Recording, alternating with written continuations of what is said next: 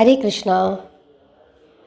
നാരായണീയത്തിലെ ഒന്നാമത്തെ ദശകത്തിലെ ആദ്യത്തെ ശ്ലോകം കഴിഞ്ഞ ദിവസം നമ്മൾ പഠിച്ചു. ഇന്ന് നമ്മൾ നോക്കുന്നത് രണ്ടാമത്തെ ശ്ലോകം. അതിപ്രകാരമാണ്, കേട്ടോളൂ. ഏവം ദുർലഭ്യവസ്തുന്യപി സുലഭതയാ ഹസ്തലബ്ധേ യദന്യത് തന്വാ വാചാ ധിയാ വാ ഭജതി ബദജനഃ ക്ഷുദ്രതൈവ സ്ഫുടേയം ഏതേ താവദ്വയന്തു സ്ഥിരതരമനസാ വിശ്വപീഡാബഹത്യൈ നിശേഷാത്മനമേനം ഗുരുപവനപുരാധീശമേവാശ്രയാമഃ. ഹരേ കൃഷ്ണ. നാരായണീയം ഒന്നാമത്തെ ദശകത്തിലെ രണ്ടാമത്തെ ശ്ലോകമാണിത്. ആദ്യത്തെ ശ്ലോകം ഭഗവാന്റെ ആ സ്വരൂപത്തെ മേൽപ്പത്തൂർ വർണ്ണിക്കുകയാണ്. രണ്ടാമത് വീണ്ടും പറയുകയാണ്, ഇപ്രകാരം അസുലഭമായ ഒന്ന് സുലഭമായി കൈവന്നിരിക്കെ ജനങ്ങൾ ശരീരം കൊണ്ടോ വാക്കുകൊണ്ടോ മനസ്സുകൊണ്ടോ അന്യമായ മറ്റെന്തിനെയെങ്കിലും ഭജിക്കുന്നത് ക്ഷുദ്രത തന്നെ. അടിയനാകട്ടെ അചഞ്ചലമായ മനസ്സോടെ ഈ ലോകത്തിൻ്റെ ശാന്തിക്കായി സകലാത്മസ്വരൂപനായ ഈ ഗുരുവായൂർ പുരനാഥനെ ആശ്രയിക്കുന്നു. ഹരേ കൃഷ്ണ. മേൽപ്പത്തൂരിൻ്റെ അതിഭീകരമായ ഭക്തി അല്ലെങ്കിൽ അത്രത്തോളമുള്ള സ്നേഹം ഗുരുവായൂരപ്പനോടുള്ളത് അതാണിവിടെ കാണുന്നത്. അതായത് നമുക്ക് വളരെ അസുലഭമായി കിട്ടുന്ന ഒരു ഭാഗ്യമാണ് ഗുരുവായൂരപ്പനെ നമുക്ക് കാണാൻ കഴിയുക എന്നുള്ളത്. പലർക്കും അല്ലെങ്കിൽ പല ലോകത്തുള്ളവർക്ക് പോലും ഈ സ്വരൂപത്തെ ഒന്ന് കാണാൻ ആഗ്രഹിച്ചിട്ട് കാണാൻ കിട്ടുന്നില്ല. ദേവന്മാർ പോലും തപസ് ചെയ്തിട്ടാണ് ആ സ്വരൂപത്തെ ഒന്ന് കാണുന്നത്. അങ്ങനെയുള്ളപ്പോൾ വളരെ ദുർലഭമായി മാത്രം കിട്ടുന്ന ഈ ഭാഗ്യം നമുക്ക് വളരെ സുലഭമായി കിട്ടിയിരിക്കുകയാണ്. എപ്പോഴും കാണാം. അതുകൊണ്ട് അങ്ങനെ ഒരു ഭാഗ്യം നമുക്ക് കിട്ടിയിരിക്കുന്നത് കൊണ്ട് നമ്മൾ എന്തിനാണ് മറ്റൊന്നിനെ ആശ്രയിക്കുന്നത്? അങ്ങനെ ആശ്രയിക്കുന്നത് നല്ലതല്ല. കാരണം അവിടെ നല്ലതല്ല എന്ന് മേൽപ്പത്തൂർ പറയുന്നത് എന്തിനാണ്? ഇത്രയും ഭാഗ്യം നമുക്ക് കിട്ടിയിരിക്കുകയാണ്, പിന്നെ എന്തിനാണ് നമുക്ക് അന്യമായ മറ്റു സ്വരൂപത്തെ ആശ്രയിക്കാനായിട്ട് നമുക്ക് പോകേണ്ടത്? കാരണം നമ്മുടെ മുമ്പിൽ ആർക്കും കിട്ടാത്ത ഒരു ഭാഗ്യമാണ് നമ്മുടെ മുമ്പിൽ ഈ വന്ന് നിൽക്കുന്നത്, നമുക്ക് കിട്ടിയിരിക്കുന്ന ഈ ഭാഗ്യം. അങ്ങനെയുള്ളപ്പോൾ നമ്മൾ മറ്റൊന്നിനെ ആശ്രയിക്കേണ്ടതില്ല എന്നാണ് ഈ രണ്ടാമത്തെ ശ്ലോകത്തിൽ മേൽപ്പത്തൂര് പറഞ്ഞിരിക്കുന്നത്. ഹരേ കൃഷ്ണ. ഇനി ഭഗവാന്റെ ഒരു കഥ പറയാം. ഭഗവാൻ ശ്രീകൃഷ്ണൻ ജനിച്ചു. നമ്മൾ കഴിഞ്ഞ ദിവസം ആ കഥയൊക്കെ പറഞ്ഞു. ഇപ്പോൾ ഗോകുലത്തിലാണ്. ഉണ്ണികൃഷ്ണൻ്റെ ഒന്നാം പിറന്നാളാണ്. പിറന്നാളിന് വലിയ ഉത്സവമാണ്. ഒരുപാട് ചടങ്ങുകളൊക്കെ നടത്തുന്നുണ്ട്. അങ്ങനെ ആ ചടങ്ങുകൾ ദർശിക്കാനായിട്ട് ഒരുപാട് ആളുകൾ അവിടെ വന്നു ചേർന്നു. എല്ലാവരും നന്ദഗ്രഹത്തിൽ ഒത്തുകൂടി എല്ലാവരും പാട്ടും ഡാൻസും ഒക്കെ ആയിട്ട് അവിടെ ആസ്വദിച്ച് കഴിഞ്ഞു. ക്ഷണിച്ചു വന്ന പണ്ഡിതന്മാരായ ബ്രാഹ്മണർ കൃഷ്ണൻ്റെ സൗഭാഗ്യത്തിനായി വേദമന്ത്രങ്ങൾ ഉരവിട്ടു. ഇതിനിടെ യശോദാമാതാവ് കൃഷ്ണനെ കുളിപ്പിച്ചു. ഈ ചടങ്ങിനെ അഭിഷേകമെന്നാണ് പറയുന്നത്. ഇന്നും ജന്മാഷ്ടമി ദിനത്തിൽ വൃന്ദാവനത്തിലെ ക്ഷേത്രങ്ങളിലെല്ലാം ഈ ചടങ്ങ് നടത്താറുണ്ട്. ധാരാളം ധാന്യങ്ങളും സ്വർണ്ണാഭരണങ്ങൾ അണിയിച്ച പശുക്കളും ഈ അവസരത്തിൽ ബ്രാഹ്മണർക്ക് ദാനം ചെയ്യാനായി യശോദ ഒരുക്കി വച്ചിരുന്നു. കുളി കഴിഞ്ഞ് ആടയാഭരണങ്ങൾ അണിഞ്ഞ യശോദ കുളിപ്പിച്ച് അണിയിച്ചൊരുക്കിയ കൃഷ്ണനെയുമെടുത്ത് വേദമന്ത്രങ്ങൾ ഉരുവിടുന്ന ബ്രാഹ്മണരുടെ മുമ്പിൽ മന്ത്രം ചൊല്ലുന്നത് കേൾക്കുവാനായി എത്തിച്ചേർന്നു. വേദമന്ത്രങ്ങൾ കേൾക്കുന്നതിനിടയിൽ മടിയിലിരുന്ന കൃഷ്ണൻ ഉറക്കം തൂങ്ങുന്നതായി മനസ്സിലാക്കിയ യശോദ ഒച്ചയുണ്ടാക്കാതെ അവനെ കിടക്കയിൽ കിടത്തി. ആ പുണ്യദിനത്തിൽ വീട്ടിലെത്തിയ വൃന്ദാവനവാസികളായ സുഹൃത്തുക്കളെയും ബന്ധുക്കളെയും സ്വീകരിക്കുന്ന തിരക്കിൽ കുഞ്ഞിന് പാൽ കൊടുക്കുന്ന കാര്യം മാതാവ് മറന്നുപോയി. കുഞ്ഞ് വിശന്ന് കരയുന്നുണ്ടായിരുന്നു. പക്ഷേ ബഹളത്തിനിടയിൽ മാതാവ് അത് കേട്ടില്ല. വിശപ്പ് കൊണ്ടും അമ്മ തൻ്റെ കാര്യത്തിൽ ശ്രദ്ധിക്കാത്തത് കൊണ്ടും കുഞ്ഞു കൃഷ്ണന് ദേഷ്യം വന്നു. അവൻ ഒരു സാധാരണ ശിശുവിനെ പോലെ കാലുയർത്തി തൊഴിക്കാൻ തുടങ്ങി. ഒരു ചാടിൻ്റെ അടുത്താണ് കൃഷ്ണനെ കിടത്തിയിരുന്നത്.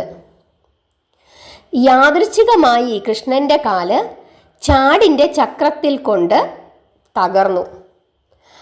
പലതരം ലോഹപാത്രങ്ങളും തളികകളും ഉപകരണങ്ങളും അതിലുണ്ടായിരുന്നു. അവ വലിയ ശബ്ദത്തോടെ താഴെ വീണു. വണ്ടിച്ചക്രം അതിൻ്റെ അച്ചുതണ്ടിൽ നിന്നും വേർപെട്ടു. ചക്രത്തിൻ്റെ ആരക്കാലുകൾ അങ്ങിങ്ങായി ചിതറി വീണു. യശോദാമാതാവും ഗോപസ്ത്രീകളും ഗോപന്മാരും നന്ദമഹാരാജാവും ഉൾപ്പെടെ എല്ലാവരും ചാട് സ്വയം തകർന്നു വീഴുന്നത് കണ്ട് അമ്പരന്നു പോയി. അവരെല്ലാം ചാടിൻ്റെ ചുറ്റും കൂടി അത് തകർന്നതിനെക്കുറിച്ച് ഓരോരോ അഭിപ്രായങ്ങൾ പറയാൻ തുടങ്ങി. പക്ഷെ ആർക്കും അതിൻ്റെ യഥാർത്ഥ കാരണം കണ്ടെത്താൻ കഴിഞ്ഞില്ല. കൃഷ്ണൻ്റെ ചവിട്ടേറ്റാണ് ചാട് തകർന്നതെന്ന് കൃഷ്ണനോടൊപ്പം കളിച്ചിരുന്ന ചില കുട്ടികൾ പറഞ്ഞു. അത് തങ്ങൾ സ്വന്തം കണ്ണുകൊണ്ട് കണ്ട കാര്യമാണെന്ന് അവർ ഉറപ്പിച്ചു പറഞ്ഞു. ചിലരൊക്കെ കുട്ടികൾ പറഞ്ഞ കാര്യം ശരിയാണെന്ന് വിശ്വസിച്ചു. മറ്റു ചിലർ ഈ കുട്ടികൾ പറയുന്നത് എങ്ങനെ വിശ്വസിക്കാനെന്ന് കരുതി. പരമ്പൊരുളായ ഭഗവാനാണ് ശിശുരൂപത്തിൽ അവിടെ ശയിക്കുന്നതെന്ന് ആർക്കറിയാം? ഇതൊന്നും പാവം ഗോപസ്ത്രീകളോ ഗോപന്മാരോ അറിഞ്ഞില്ല. സാധ്യവും അസാധ്യവുമായതെല്ലാം അദ്ദേഹത്തിൻ്റെ ശക്തിക്ക് അധീനമാണ്. ചർച്ച നീളുന്നതിനിടെ കൃഷ്ണൻ കരയാൻ തുടങ്ങി. തർക്കത്തിനൊന്നും നിൽക്കാതെ യശോദ കുട്ടിയെ എടുത്ത് മടിയിൽ കിടത്തി ദുർമൂർത്തികളെ അകറ്റാൻ വേദമന്ത്രങ്ങൾ ചൊല്ലാൻ അവർ ബ്രാഹ്മണരെ വരുത്തി. ഒപ്പം ശിശുവിന് പാൽ കൊടുക്കുകയും ചെയ്തു. കുട്ടി പാൽ കുടിക്കുന്നുണ്ടെങ്കിൽ അതിന് യാതൊരാപത്തുമില്ലെന്ന് മനസ്സിലാക്കാം. ഇതേ തുടർന്ന് ഗോപന്മാർ വണ്ടി പൂർവ്വരൂപത്തിലാക്കി. സാധനങ്ങളൊക്കെ അതിൽ അടുക്കി വെച്ചു. തൈര്, നെയ്യ്, ജലം തുടങ്ങിയവ ഹവിസായി അർപ്പിച്ചുകൊണ്ട് ബ്രാഹ്മണർ ഹോമം തുടങ്ങി. കുഞ്ഞിൻ്റെ സൗഭാഗ്യത്തിനു വേണ്ടി അവർ പരമ്പൊരുളായ ഭഗവാനെ പൂജിച്ചു. അവിടെ സന്നിഹിതരായിരുന്ന ബ്രാഹ്മണർ സർവദാ യോഗ്യന്മാരായിരുന്നു. കാരണം അവർക്ക് സ്പർദ്ധയില്ല. അവർ അസത്യം പറയില്ല, അക്രമം കാട്ടുകയില്ല, ഹിംസിക്കില്ല. എല്ലാത്തിനും പുറമെ അവർ ദുരഭിമാനികളും ആയിരുന്നില്ല. അവരൊക്കെ യഥാർത്ഥ ബ്രാഹ്മണരായിരുന്നു. അതിനാൽ അവരുടെ അനുഗ്രഹം ധാരാളമായി കൃഷ്ണന് ലഭിച്ചിരുന്നു. യോഗ്യരായ ബ്രാഹ്മണരിൽ ഉറച്ച വിശ്വാസത്തോടെ നന്ദമഹാരാജാവ് കുട്ടിയെ പലതരം പച്ചമരുന്നുകൾ കലർത്തിയ ജലം കൊണ്ട് അഭിഷേകം ചെയ്തു. ബ്രാഹ്മണർ ഈ സമയമത്രയും വേദങ്ങൾ, ഉരവിട്ടുകൊണ്ടേയിരുന്നു. ഹരേ കൃഷ്ണ. ഇന്ന് കലിയുഗമാണ്. ഇവിടെ ശരിയേത് തെറ്റേത്, ആരാണ് നല്ലത്, ആരാണ് ചീത്ത, ആരാണ് യഥാർത്ഥ ബ്രാഹ്മണൻ, ഇതൊന്നും നമുക്കറിയില്ല. എല്ലാം ഒരു വിശ്വാസത്തിൻ്റെ പുറത്ത് നമ്മൾ ചെയ്തു പോവുകയാണ്. ഒന്ന് മാത്രം നമുക്കറിയാം, പരമ്പൊരുളായ ഈശ്വരൻ അത് സത്യമാണ്. അത് നമ്മുടെ മുമ്പിൽ പ്രത്യക്ഷപ്പെട്ടിരിക്കുകയാണ്. എവിടെ? ഗുരുവായൂരിൽ. അതുകൊണ്ട് പരമ്പൊരുളായ ഈശ്വരൻ മാത്രമാണ് സത്യമെന്ന് മനസ്സിലാക്കി നാമം ജപിക്കുക. ചൈതന്യ മഹാപ്രഭു കലിയുഗത്തിലേക്ക് ഒരേ ഒരു യജ്ഞം മാത്രമാണ് നിർദ്ദേശിക്കുന്നത്, സങ്കീർത്തന യജ്ഞം.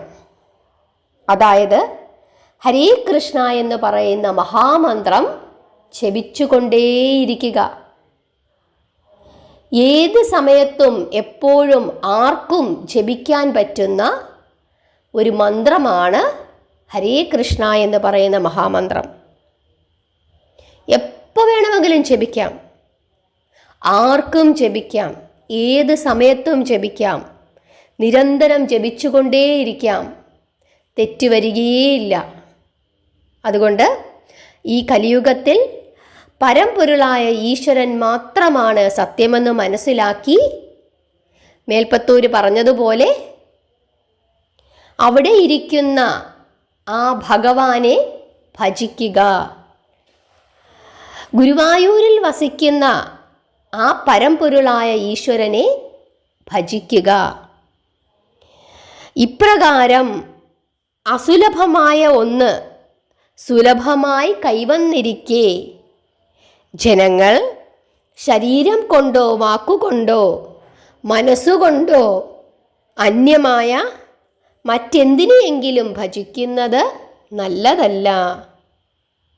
മേൽപ്പത്തൂരാകട്ടെ അചഞ്ചലമായ മനസ്സോടെ ഈ ലോകത്തിൻ്റെ സർവ്വവിധ ഐശ്വര്യങ്ങൾക്കായി പരമ്പൊരുളായ ആ ഗുരുവായൂരപ്പനെ, ഗുരുവായൂർ പുരനാഥനെ ആശ്രയിച്ചിരിക്കുന്നു.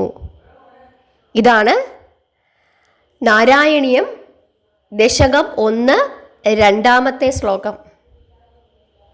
എല്ലാവർക്കും മനസ്സിലായെന്ന് വിചാരിക്കുന്നു. ഭഗവാന്റെ ഈ കഥ, ഭഗവാന്റെ ആ മാഹാത്മ്യം അറിഞ്ഞ് ഈ ഭാഗങ്ങളൊക്കെ വായിച്ച് പഠിക്കുക, പകർത്തി എഴുതുക. നാരായണീയം കൈവശമില്ലാത്തവർക്ക് വേണ്ടിയിട്ടാണ് ഞാൻ എഴുതി കാണിക്കുന്നത്. അത് ഒരു നോട്ട് ബുക്കിലേക്ക് പകർത്തി എഴുതി അതിൻ്റെ അർത്ഥം മനസ്സിലാക്കി പഠിക്കുക. പകർത്തി എഴുതുമ്പോൾ തന്നെ അതിൻ്റെ പൂർണ്ണമായ ഫലം നിങ്ങളിലേക്ക് എത്തിച്ചേരും. നിങ്ങൾക്ക് ഈ ഭാഗം ഇഷ്ടപ്പെട്ടെന്നും വിചാരിക്കുന്നു. നിങ്ങളുടെ അഭിപ്രായങ്ങൾ തീർച്ചയായിട്ടും പറയണം. നിങ്ങൾക്ക് പ്രിയപ്പെട്ടവർക്കായി ഈ വീഡിയോ ഇഷ്ടപ്പെട്ടെങ്കിൽ ഷെയർ ചെയ്ത് കൊടുക്കണം, ലൈക്ക് ചെയ്യണം. സബ്സ്ക്രൈബ് ചെയ്യാതെ കാണുന്നവരുണ്ടെങ്കിൽ സബ്സ്ക്രൈബ് ചെയ്യണം. എല്ലാവരും അവരവരുടെ അഭിപ്രായങ്ങൾ പറയണം. നാമം ചൊല്ലുക, പ്രാർത്ഥിക്കുക, ഏകാദശികളൊക്കെ മുടങ്ങാതെ എടുക്കുക. എന്നും മാധവത്തിൻ്റെ കൂടെ ഉണ്ടാകണം. ഹരേ കൃഷ്ണ.